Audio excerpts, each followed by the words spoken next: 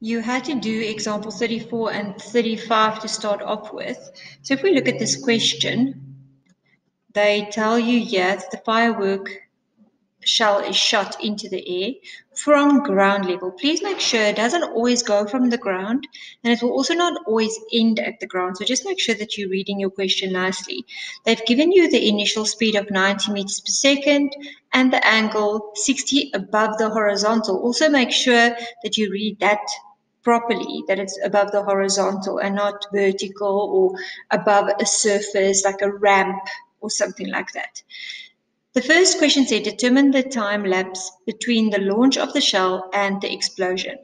Now, they told you that it explodes as it reaches a maximum height. So remember to read these questions with your highlighter, because if it reaches the maximum height, there's a lot of stuff that you know. So you know that, for instance, the V is going to be equal to 0 at a maximum height. Because it's actually in free fall, there's no engine or anything like that, the acceleration is the gravitational acceleration, which is 9.81. I didn't write a 1 there, but you know you need to use 9.81. I did use it in the calculation. And please always state what you take as upwards. So if you're taking upwards as positive, then this gravitational acceleration will then be negative, and your u, your initial velocity, or vi if you want to, will be positive. The equation that I would use there is v equals u plus at. V we know is 0, and then we just fill in our values and you calculate t to be 7.95. So you can mark your work there. Sorry, I've got no idea what that banging is. The next question says, calculate the height at which the shell explodes. Again, we know it's the maximum height. So V again will be 0. This time I decided on the equation V is u squared plus 2as. You could have used V equals ut plus half at squared as well, because you've got the time. It would be safer to use something that you didn't work out. So if I made a mistake working out the time, I am doubling up on the mistake. I know we do work with your uncertainty, or not uncertainty, with your error. So if you are, this time it's really an error. So if you're working with this wrong time, we would carry over your error. But that's the only reason why I use this, is because it's all the values that they have given us. Again, the A, which is G, then is minus 9.81, and it gave me a displacement of 309 meters. Remember, the question gave you 3 significant figures. So therefore, you are going to give your answer to 3 significant figures. C says, what is the horizontal position of the shell at the moment it explodes? So now we're only worried about the horizontal, and now you need to think what information counts for horizontal. And we said last week that the time must be the same, because it doesn't split into 2 objects. So if the horizontal time is 7.95 or vertical time is 7.95, the horizontal time must also be 7.95. We also know, and this is important, don't forget, that for the horizontal motion, the acceleration is equal to 0. Now you had to choose an equation again. So I decided on S is ut plus half at squared. So this would be delta x equals vi delta t plus half a delta t squared if you're using the other equations. Fill in your values. You can see I use the 90 cos 60 here the whole time. If you are going to use the calculated value, make sure that you don't round off now, because then you're also again doubling up on an error. For horizontal motion, this is definitely the easiest equation to use, because acceleration for horizontal will always be 0, and therefore it simplifies this equation a lot. So the horizontal position is 358 is what I got. You guys, please let me know if I made a calculator error from the point it was shot. Also give a reference point. If you just say 358 meters, that could be when it lands. So please say from the point that it was shot. They did say where it explodes, so you didn't have to add that back into the question. Then example 35 is one of the examples where they don't land at the same position. So here you can see it's being shot and then it lands here at the bottom. What's important here that you need to note is that this is still the displacement because it started here and it's basically ending here. So if you look at vertical displacement, that delta X or S is down from where it started. And therefore, when we're using up again as positive, we're going to have to change the 32 into a negative value. That's where people often make mistakes. Please remember this for core physics. Yeah, I'm getting it right. Core physics as well.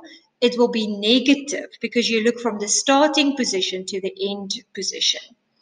The first question said calculate the time it takes for the rock to follow this path. You could use horizontal or vertical, but you don't have enough information for horizontal. So again, we are going to start by looking at the vertical motion.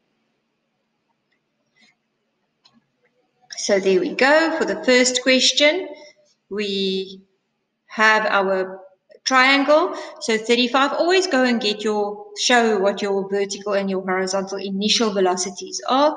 You don't have to calculate them, like I said already. You just have to show them because otherwise you're rounding off too much.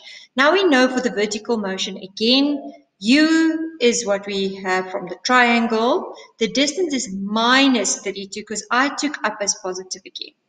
And then you need to choose an equation. So this time, I couldn't see that there's any other way, so we had to work with the quadratic equation here. So for the quadratic equation, you then, if you still can't do this on your calculator, please make sure that you can do it.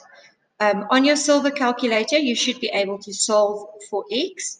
So it gives you a negative time for t as minus 1.22 or the positive time. So if you think about it logically, actually, yeah, somewhere before it was launched, and that would give you that time. If it was doing a perfect path from the same position to the same position. But because we don't go back in time, we're not going to work with a minus 1.22. We are going to work with a 5.32 seconds because that's when it's going to land. And just give a final answer. Say that it takes the rock 5.32 seconds to follow the path.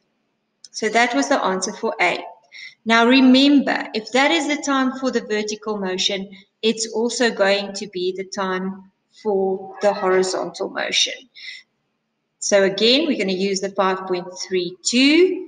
The vertical, oh, that's very wrong. That's horizontal. So the acceleration for horizontal is equal to 0. So please remember that, and that is why we're always going to use this equation. Again, it's going to then, this whole bit of the equation becomes 0. I did the calculation fine, so the range of the rock is 147 meters. Remember, range is always going to be your horizontal displacement. Now for C. Please don't get caught in the trap for C because they're asking for the rock's velocity at impact.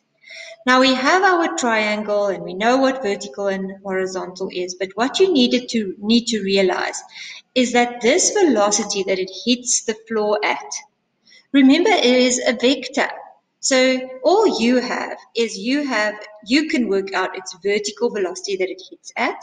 You already have its horizontal velocity because remember the velocity doesn't change. So it's still going to be, because there's no acceleration, so it's still going to be 35. Because it's still 35,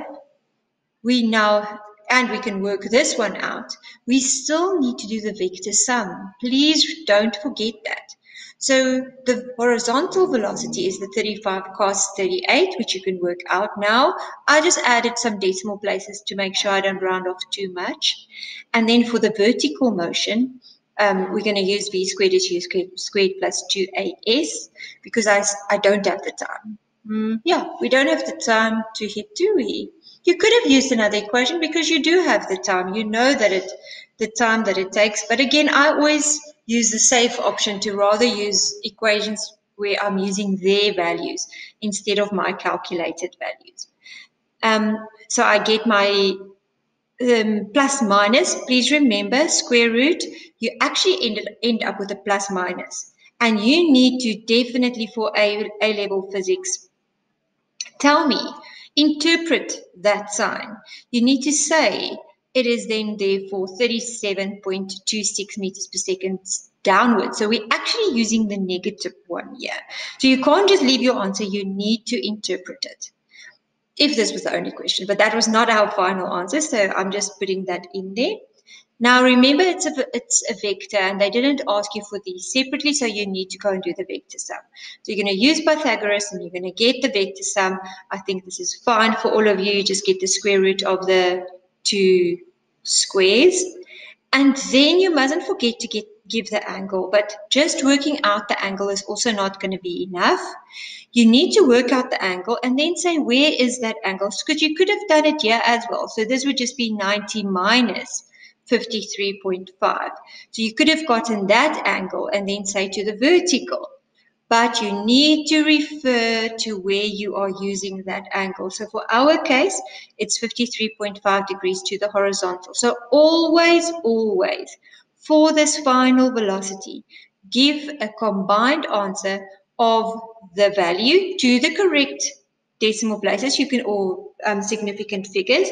You can now see I've now written it to 3 significant figures, because if you look at the question, they gave us 3. They actually gave us 2. If you look at the 35 meters per second, the angle and the distance was given to 3. So actually more correct would have been to say that the velocity here is just 46 meters per second.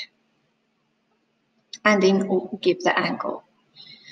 All right, so now you have got a few questions to do, and I am sure all of you have not done them yet. So please do not watch the next video.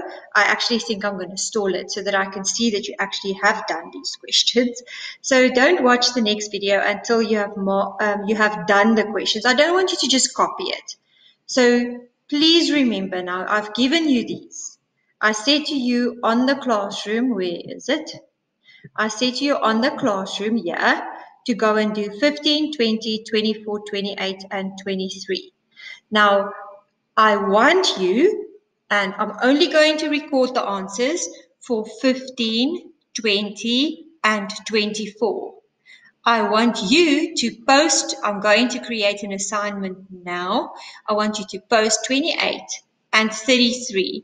I want you to post those answers for me, and I'm actually going to mark them and make it count for a mark for this term, because you need some marks because you're a matric now, and I need to actually know that you are on track with this work. I can't just listen to your yeses and nos anymore. So please, can you go and do all of those? You must do all of those. I will post for you 15, 20, and 24. But please go and do them yourselves first before you look at the video, and then you need to post for me in the assignment that I'm about to create 28 and 33.